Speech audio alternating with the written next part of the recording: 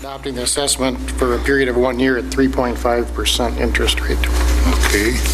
We have a motion by Greg Schultz to approve for 1 year at 3.5% interest. Do we have a second to that? Second. Second by Brent Fenby. Any further discussion there? What happens if they're not paid during the year? They're added to the taxes. Okay. This is adding them to their taxes And then what if it's foreclosed property? Then on their tax bill. at the time it's sold, it would have to be taken care of? Yes. All right, thank you. Okay. Any other comments or questions? Would it be, excuse me, would it be the same thing in the event of a death? I noticed one name on there, that person is deceased. Has been for a couple years. Yeah. Right. This will file as an assessment against that property. Transfer of ownership, they're assuming that property knowing that it's on those taxes. Okay. Thank you. Until it's transferred out of his name, it still has to be legally recorded for him. The assessment attaches to the property, not the person. Right. Other questions or comments? See none, all those in favor say aye. Aye. Opposed? This has been approved. That is Resolution 67-14. Moving on to finance report, and we'll ask Greg to read the financial report. Yes, I'll give a recap of checks over 20,000. They are $104,446 to the Commissioner of Transportation for the purchase of the MnDOT land related to the Dyken Pond. $24,955 to Bolton and Mink for the Airport Master Plan. $191,010 to Bornicke Construction for the Northwest Industrial Pond.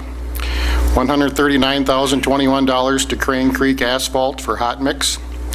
$20,852 to DMC Plumbing and Heating for the wastewater treatment plant boiler replacement. $21,000 to Ellingson Company for the wastewater treatment plant cured in place pipe liner. $41,000 to Malo Roofing to re-roof the American Legion. That's through a Small Cities Development Program grant. $98,938 to Minger Construction for 2013 street and utility project final payment. Other expenditures of $147,239 for total expenditures presented for approval of $788,463.80. Thank you, Greg. You've all heard the report. What is your comments or questions? Motion to approve? We have a motion by Bill Thompson to approve. Do we have a second? Second. We'll go with Dave Burbank on this one. Second by Dave Burbank. Any further discussion there? All those in favor say aye. Aye. Opposed? This has been approved also. Moving on to the consent agenda items, which are minutes of meetings, the license permit requests, board and commission reports, department reports, etc., all grouped into one motion. What is the council's wishes on this? Motion to approve? We have a motion by Bill Thompson to approve. That is the addition of that. With the addition, yes. Okay, we have a motion by Bill. Do we have a second? Second. Second by Greg Schultz. Any further discussion? Seeing none, all those in favor say aye. Aye. Opposed? This has been approved also. Moving down to action items, 3.3.1, wine, and 3.2, on sale license for Shenfang Mizuki Fusion. And this will go to Chris. Thank you, Les. The restaurant opened during July of 2011, and ownership has since changed. The new owner is applying for these licenses in their new corporate name, as liquor licenses are not transferable. Lin Feng, the officer of the company, has passed the required background check, and Chief Hiller has recommended approval of the license. We've received from the applicant the current fees of $150 for the on-sale wine license, $100 for the 3-2 malt liquor license, and $100 for the application fee. Wine and beer licenses are not prorated. The current license period will expire on June 30th, 2015. Staff recommends approval of the new license. Thank you, Chris. Any questions from the council? Motion to approve. We have a motion by Greg Schultz to approve. Do we have a second? Second. It was me. Oh, I'm sorry. Motion by Nate to approve, second by Greg. Any further discussion? Seeing none, all those in favor say aye. Aye. Opposed? This has been approved also. Good luck. Now, with that, we move on to ordinances 3.4.1, second reading of proposed ordinance 1014, Z328 North Cedar Properties Limited. Troy. This is a request by Brad Spitzak, representing North Cedar Properties. This is out on School Street, between the railroad tracks, kind of south of Charter Communications there, to rezone the property from B2 Community Business District and R1 Single Family to an R6 High Density Residential District. And the intention is to build a 24-unit apartment building. There are future plans to do more development on the site, but at this point it would be just a single 24-unit apartment building. And we did have the first reading at the last council meeting. And there's no additions or corrections to that? That's right. So staff would recommend approval as presented by the Planning Commission. Thank you, Troy. Questions from the council? What is the council's wishes? Motion to approve. Motion by Greg Schultz to approve. Do we have a second to that? Second. Second by Bill Thompson. Any further discussion there? Seeing none, this be an ordinance, we ask for roll call. Councilmember Spenby. Aye. Dotson. Aye. Thompson. Here, aye. Schultz. Aye. Burbank. Aye. Rainey. Aye. Abraham. Aye. We have all 7 ayes. Thank you. This has been approved. This is the last reading of this now, correct? Correct. Okay. Moving on to resolutions 3.5.1. Resolution 7314, final plat of Seven Stars Edition, and back to Troy. And this is the plat of the property. There would be 1 lot platted and 3 outlots platted as part of this. If you remember from the last meeting, there was much discussion on stormwater in this area and maintaining a drainage way through this property. And in the final plat, we do have a 30-foot utility easement for that drainage way, with the stipulation that the property owner is responsible for maintaining that drainage way. So again, staff would recommend approval of the final plat as recommended by the Planning Commission. Thank you, Troy. Questions from the council? Troy, do we know where the curb cut would be to access that property on School Street? I've had a call from a concerned party regarding the elevation of that hill there, where it's hard to see as you approach that. Yep, and we've had some discussions on that as well. It is a county road, and the county approves the location of that driveway, and they have indicated it's gone to the county for approval already. They like to line up driveways with driveways across the street, and I believe this lines up with a driveway across the street. It's down from the peak of that hill. It's more across from, I believe, the Sixplex. Okay, the 1120. Yep. Okay. That being said, I guess I got a concern a little bit there because this would be entering right into the eastbound traffic, which will be cresting the hill. If it was closer to the top where it could be seen from both directions. The other side of the road is entering into the westbound, which is the visibility is very clear there. It isn't coming over the hill on the eastbound. So, to me, that would be probably a concern that I would have. So. The only benefit you've got is you do have a stop sign at the railroad tracks, so they shouldn't be up to full speed by that time. I wouldn't bet on that. If they stop.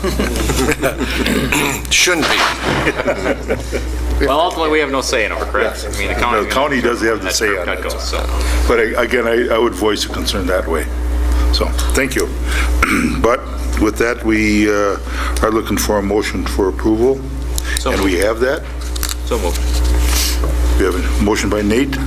Second. Second by Bill Thompson. Any further discussion there? No further discussion. Ask for all those in favor, say aye. Aye. Opposed? This has been approved also. Thank you. Moving on to Resolution 7414, authorized parking modification on East Vine Street, and that we will go to Troy. If you remember, in the old Jerry's building there off the Vine Street side, there was a deli, I think it was called Vine Street Deli, that was open for a little while. As part of that business, they did make a request for a parking stall to be a 30-minute stall just for ease of people coming in and grabbing something and leaving. That business has been closed for a while now, and we still have that 30-minute parking stall there. And so it doesn't need to be changed by council action, and staff recommendation would be to change that back to 2-hour parking like it is on the rest of that side of the street. So staff would recommend a resolution changing that 30-minute stall back to a 2-hour parking stall. And as things develop with that vacant property, there might be a need to modify it again at some point in time, but for the short term and for the immediate future, that's probably better used as a 2-hour parking stall rather than a 30-minute stall. Thank you. Motion to approve. We have a motion to approve by Kevin Rainey. Do we have a second? Second. Second by Greg Schultz. Any further discussion there? Seeing none, all those in favor say aye. Aye. Opposed? This has been approved also. Moving down to the Resolution 75-14, set date for public hearing for administration of Small Cities Development Program Grant, and that we go to Troy again. And you should have an updated memo in front of you that was handed out this morning that changed the numbers a little bit there to make those accurate. But the city did receive a Small Cities Development Grant for improvements for downtown, as you're well aware. The city is required by conditions of the grant agreement to solicit public comments on the program at application time and at midway through the administration of the program. The Small Cities Development Grant is funded through Minnesota Department of Employment and Economic Development for the rental rehabilitation and the commercial rehabilitation within a specified target area, which is downtown. The first 300 blocks of Cedar Avenue. It comes out onto Broadway as well as Bridge Street. We are pretty much at the halfway point there, and so we are requesting setting a public hearing. The grant total was for $470,000. $420,000 was for improvements to properties. $50,000 was for administration. That will be matched with some loans from the EDA and the HRA to help with these properties meet their match for the grant. So the staff would recommend the council adopt a resolution authorizing a public hearing to accept public comments on the Small Cities Development Grant for the rehabilitation of these properties. And we've had probably 10 applications now that we're working with. I will say it is a long process, and they give you 2 years to go through beginning to end, and it usually takes the full 2 years to get there. There's a lot of requirements, and part of this public comment too is to get some feedback from the applicants to provide to the state to see if they can see where some of the hangups might be and see if there might be some modifications to the program, as well as to see, how we're performing in administering the grant. So we would request to set public hearing for the next council meeting, which would be November 18th, I believe. Make a motion to approve? We have a motion by Bill to approve this request. Do we have a second? Second. Second by Nate Dotson. Any further discussion here? Seeing none, all those in favor say aye. Aye. Opposed? This has been approved. Now moving on to Resolution 7614, sanitary sewer service repair at 1213 South Elm Avenue. And this will go to Kyle. Good evening. As you will recall, Mr. Visna, sorry, spoke at the last council meeting in regards to a sanitary sewer repair at his home at 1213 South Elm. We did discuss it with him, and he did petition to have the cost of approximately $9,800 assessed to his property over 10 years at 3.5% interest. We do have that petition from him, and staff is recommending approval. Thank you, Kyle. Questions from the council? Motion to approve. We have a motion by Nate to approve. Do we have a second? Kevin. Second by Kevin. Any further discussion here? Seeing none, all those in favor say aye. Aye. Opposed? This has been approved also. Thank you. Moving down to miscellaneous items 3.6.1, personnel policy updates, and this will go to Lynn. And I'm always the last one on the agenda. That's for last. Yes, all right. Thank you for having me tonight, and I ask that you approve some updates and additions to our policy manual that we have for employees. And most of these are laws that have been signed into place that we need to have in our policy. I'll go through them on 4.3 for breaks. This comes from the Women's Economic Security Act that was signed into law by Governor Dayton, and this is for us to allow nursing mother break time. 6.8, fitness and wellness program.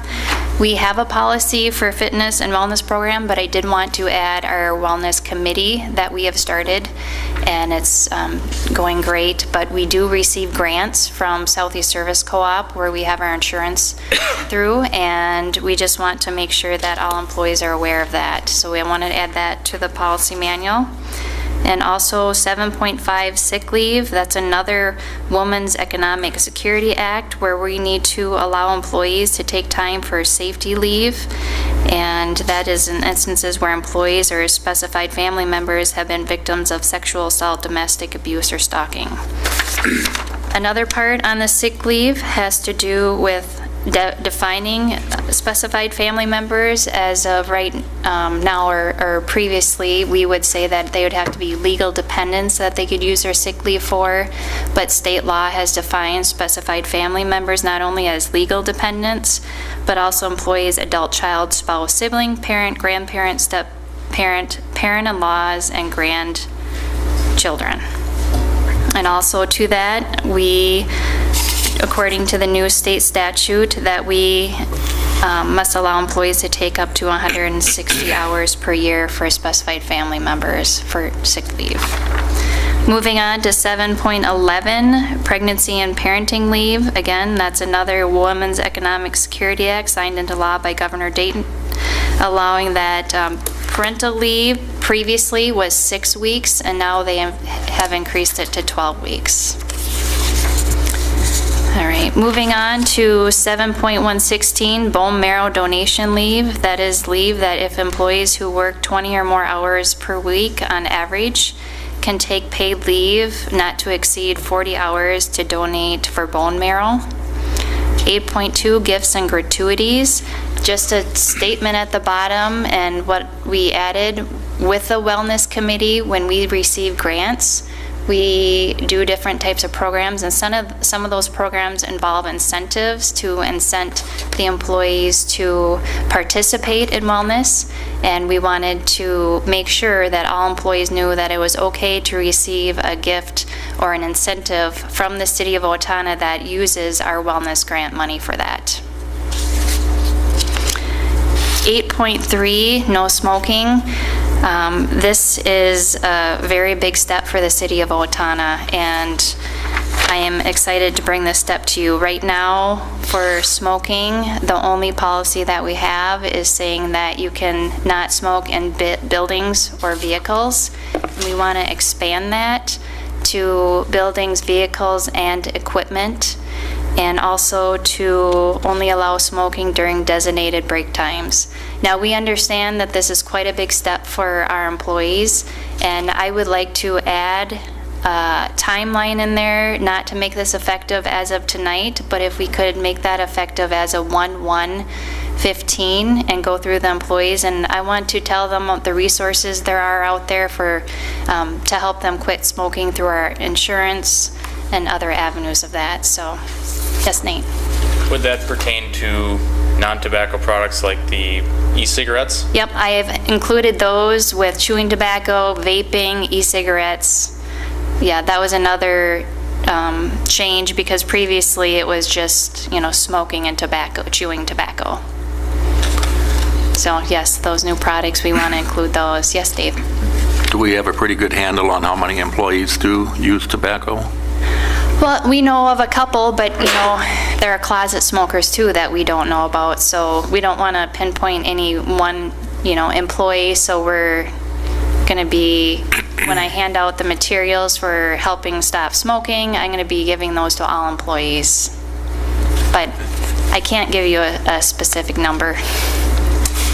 How do you handle that with a salaried position where, you know, they typically don't take a normal break time? Right, and that's something that they're going to have to work through with their department head or city administrator on, you know, making sure we're clarifying that, because you're right, and they don't only work 8 hours, they may work 12 hours that day, so we just have to make sure we have a good handle on that, and so. Won't make any difference if they quit. That's right. That's what we hope. Len, the effective date of 1/1/15 that only applies to the smoking portion? Yes, that's the only one. I don't want to drop this on employees and tell them tomorrow, guess what, you only get to smoke during your designated break. So we felt like it would be a good move to do this policy and also try to give them the tools to help smoking, or help stop smoking, sorry. I've got a couple concerns. First concern being enforcement of the policy. I can't say I have a real big problem if somebody's out mowing the park and they're smoking a cigarette. I don't worry about it too much. So I think we've got the enforcement part of that, which is an issue, and I also worry that we're going to probably prevent people from going down the road of quitting smoking by maybe using an e-cigarette.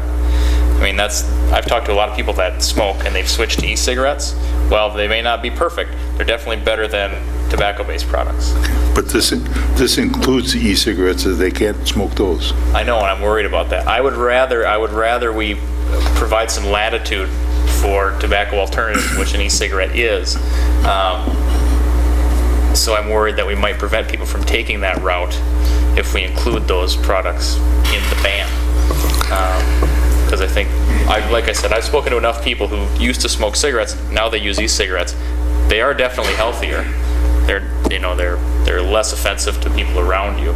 So I just don't want us to discourage people from using those products to get them off of tobacco products. Chris?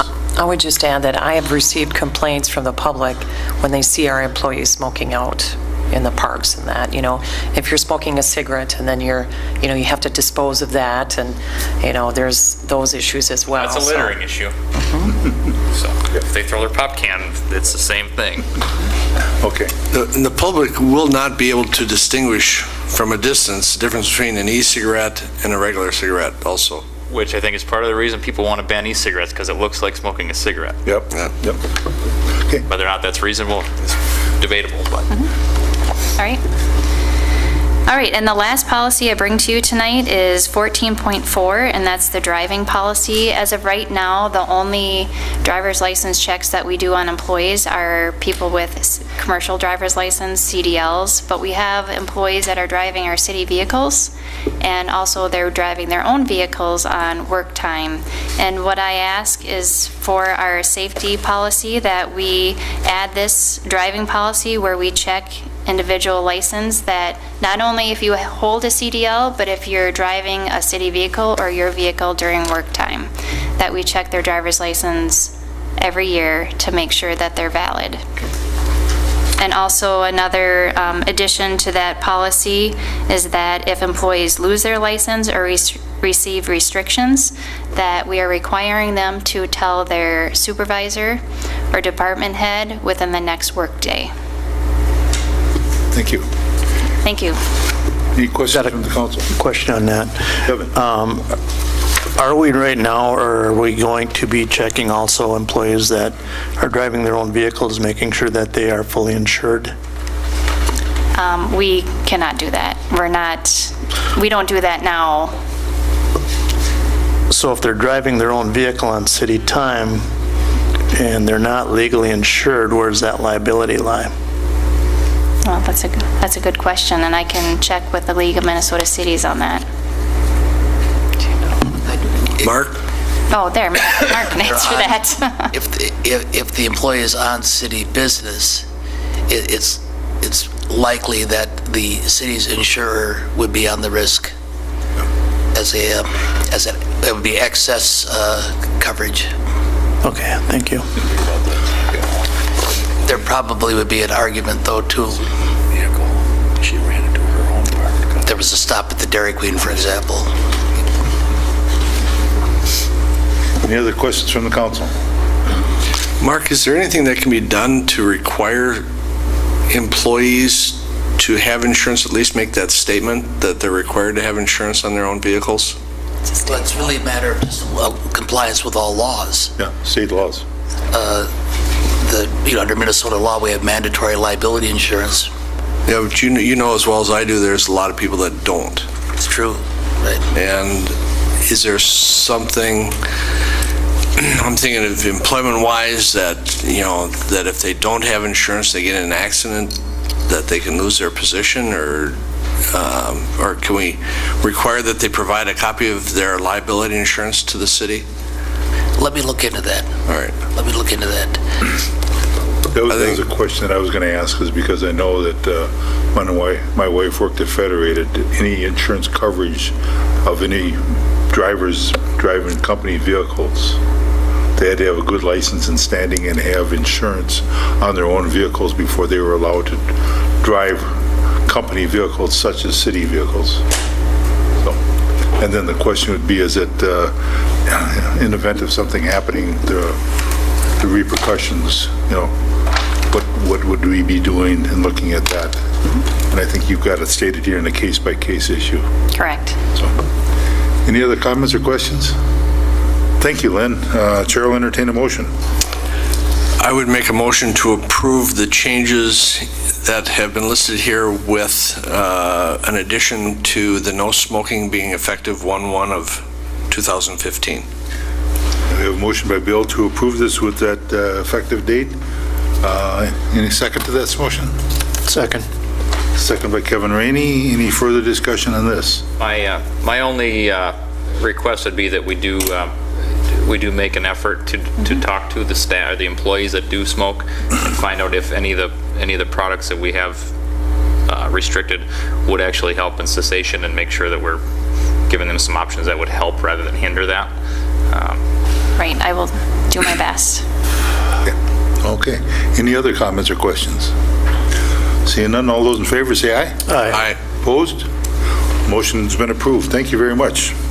Now we move on to public comment, and if anybody in the audience wishes to speak, please come to the microphone, and anything that's not on the agenda, allow 2 minutes to speak. Seeing none, we'll move on to council's comment, and we'll start with Brent. Just tomorrow is election day, so I'll get out and vote. Yes, good luck. Nate. And I would wish good luck to everybody running for any office. Thank you. Bill. I had the same comment as exercise your right to vote tomorrow. Thank you. Greg. Same comment. Dave. Same comment from Ward 3. Thank you. Kevin. Same comment. Same comment, yes. Bill, or Tom. The Exchange Club has been so kind every year to sponsor the Mayor's Prayer Breakfast, and that is taking place on November 20th at 7:30 a.m. in the Arts Center. And our guest speaker for that will be Larry Kunkel. So tickets are available at the Exchange Club. And I also stopped up to the compost site today, and they informed me that their last day will be November 26th. Thank you. Chris? The only thing I have is to remind council, we will canvass the votes on Friday at 8 a.m., so I'll need a quorum of y'all. 8 a.m. Friday morning. Okay? Okay, thank you. And I have nothing other than get out and vote. And with that, Kevin. Coffee with council has been changed Oh, yes, also. thank you. I'm sorry. Coffee with the council will be on November 22nd at 8:30 at the kitchen. Thank you. With that, Chair will entertain a motion to adjourn. So moved. Motion by Kevin Rainey to adjourn. Do we have a second? Second. Second by Brent Svenby. All those in favor say aye. Aye. Opposed? Meeting adjourned. I'll be gone.